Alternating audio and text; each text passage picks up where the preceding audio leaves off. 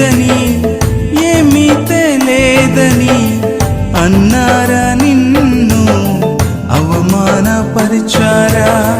తలరాత ఇంతేనని తరువాత ఏమవునోనని రేపటిని గూర్చి చింతించుచున్నావా?